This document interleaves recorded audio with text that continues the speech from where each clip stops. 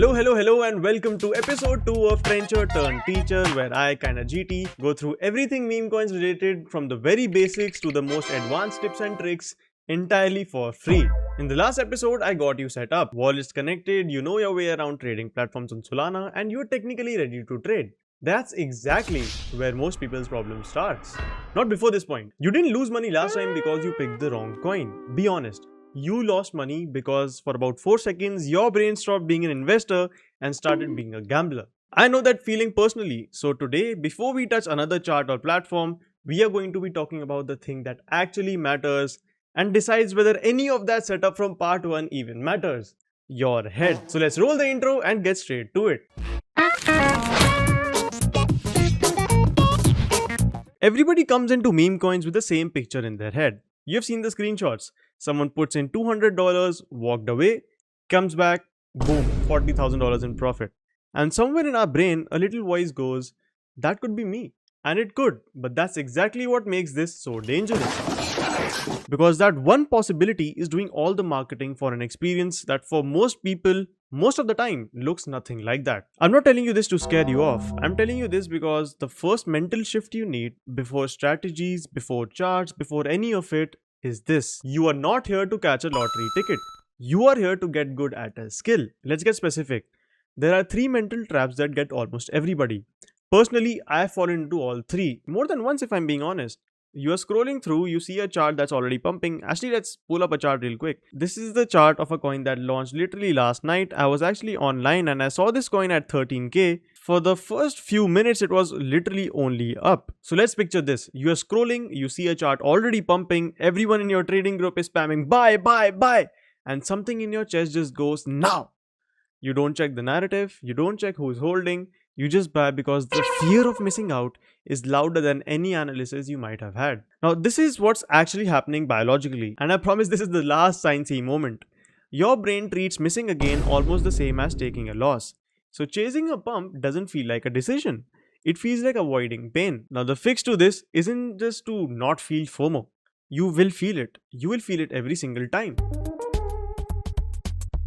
The fix is having a rule you follow before the feeling shows up. In this case, obviously I felt FOMO because the other 2 dudes in my trading VC were already in this. Let's just go over to this Twitter page real quick. This is the official Twitter page linked to this coin. And when I saw this coin first at 13,000 market cap, there was not a single post on this page.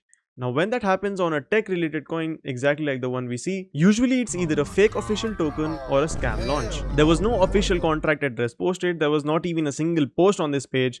So obviously I did not buy. I could have gambled on it, bought it at 13k and just see where it went. I mean, it went to like 25-30x at all time highs, but that's a rule that I like to follow. If it's a tech coin and there's no official contract address posted, I am not buying in. Anyways, let's get back to the topic. Trap 2, revenge trading. You take a loss and instead of sitting with it, your brain goes, okay, get it back right now. This is the one.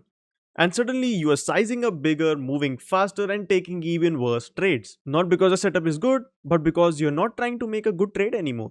You are trying to make that pain go away. Personally, I've turned a bad 10-minute stretch into a bad week doing this because if revenge trade number 1 doesn't work out, now you are revenge trading the revenge trade. And it's a never-ending cycle. Let me tell you this. The moment you notice you are trading to feel better instead of trading because the setup is actually there, that is your signal to shut down the PC.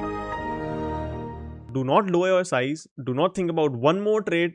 Just shut it down. Just close it. Trap 3. The ape mentality, or as I like to call it, the boredom trading. This one's a little less dramatic, but it's probably the most common one. Let's just say you are just sitting there.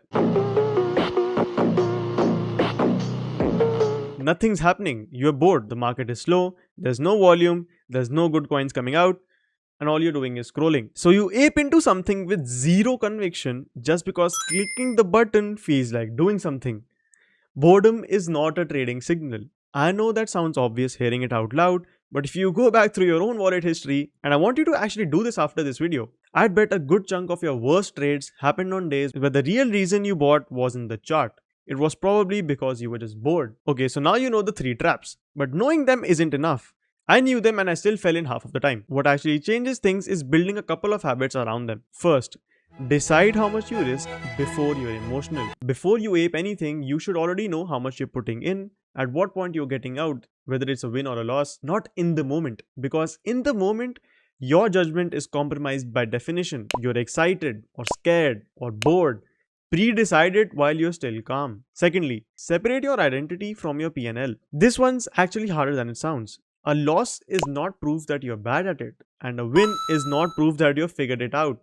Both of these are just outcomes of one trade. The second you start feeling like a genius after a win or an idiot after a loss, you've stopped trading the charts and started trading your ego. And let me tell you one thing, the chart does not care about our ego. And third, do this for a week before you actually start to figure things out. Write it down. I'm not asking you to write a whole journal thing.